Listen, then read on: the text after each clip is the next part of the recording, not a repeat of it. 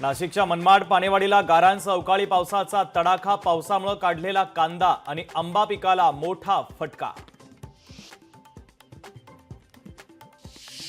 सिडकोच्या 26,000 घरांच्या वाढीव किमतीसाठी मनसे आक्रमक। घरांच्या किमती कमी करण्यासाठी 8 मे पासून मनसे करणार आंदोलन। अमरावती जिल्हाधिकारी कार्यालयाच्या समोर मनसेच्या नेतृत्वात विद्यार्थ्यांचं ठिय्या आंदोलन। रस्ता खराब असल्याने एसटीची सेवा बंद झाल्याने रस्त्याच्या दुरुस्तीच्या मागणीसाठी विद्यार्थ्यांचं आंदोलन। कोल्हापूर जिल्ह्यातील 850 ग्रामसेवक रस्त्यावर। वेतनवाढीच्या मागणीसाठी जिल्हा ग्रामसेवक संघाच्या वतीने जिल्हा परिषदेच्या समोर बेमुदत उपोषण। सिंधुदुर्ग जिल्ह्यामध्ये जांभूळ व्यवसायात मंदी। लहरी हवामानामुळे जांभूळ उत्पादनात घट, तर मुंबई पुणे बाजारपेठेत जांभूळची आवक घटली।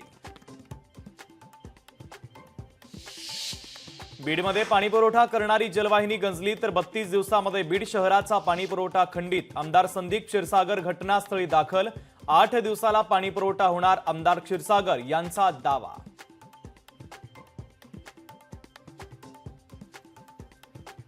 ट्रेडिंग करून जास्त नफा मिळवण्याच्या नादात ऑनलाईन 95 लाखांचा गंडा। अज्ञात व्यक्तीच्या सांगण्यावरून 2 तरुणांनी 95 लाख रुपये गमावले।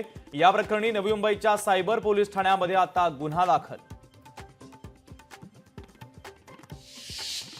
सिंधुदुर्गमध्ये अनधिकृत मदरशावर कारवाई। दोडामार्गच्या साटेली भेडशी गावातील घटना, तर पोलिसांकडून अवैध हत्यारं जप्त।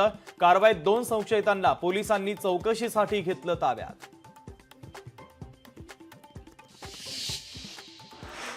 बीडच्या पाणी प्रश्नावर लक्ष वेधण्यासाठी अजित पवारांच्या प्रतिमेला अभ्यंग स्नान, तर पाणी प्रश्नावरून ठाकरेंची शिवसेना आक्रमक। पाणीपुरवठा सुरळीत करण्यासाठी सामाजिक कार्यकर्त्यांचं आंदोलन।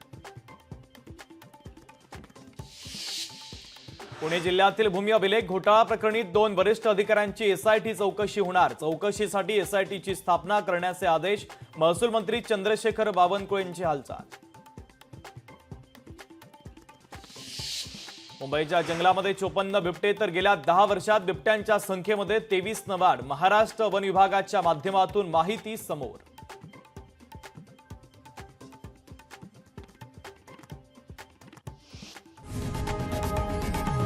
लोकशाही मराठी ऐका, पहा, जागरूक रहा।